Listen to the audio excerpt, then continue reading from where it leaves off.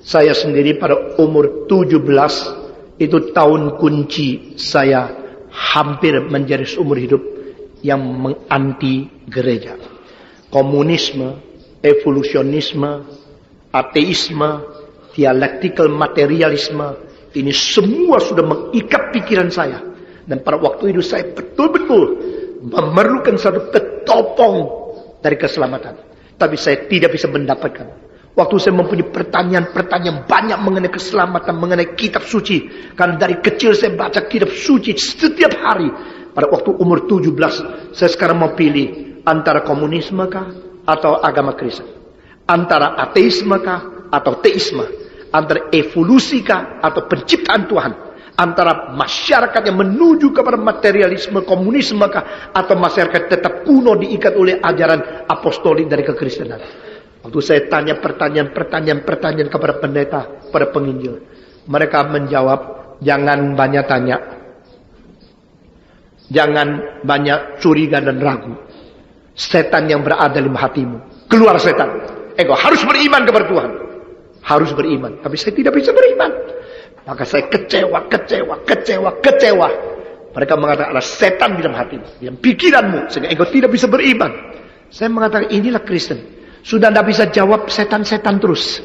Nah, saudara-saudara, setan ada padamu. Saya lihat kanan, kiri, belakang darah setan. Berarti aku setan. Setan keluar.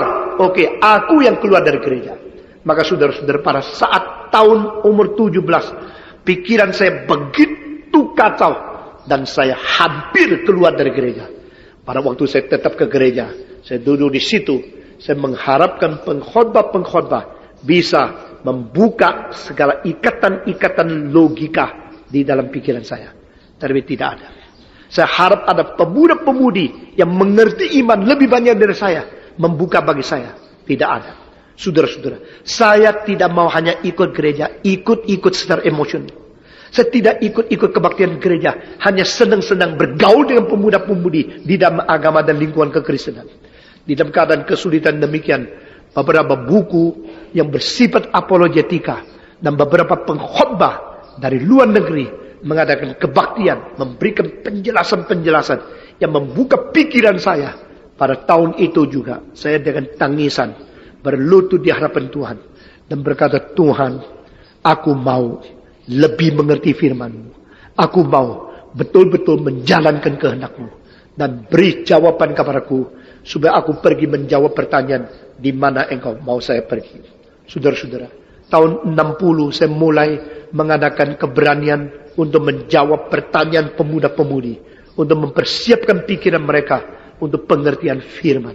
Dan setiap tahun, kira-kira 6.000 sampai 10.000 pertanyaan yang datang kepada saya setelah kebaktian-kebaktian selesai. Dan di situ banyak orang mulai diteguhkan imannya karena pikiran mereka dipersiapkan. Nah, ini yang saya mau katakan kepada saudara. Orang Kristen yang sudah mengalami anugerah Tuhan harus segera mempunyai pengertian tentang anugerah itu. Orang Kristen yang sudah beriman kepada Kristus harus segera mengisi pengertian tentang siapakah Kristus. Nah, ini adalah prinsip yang kita terima dari Paulus. I know whom I believe.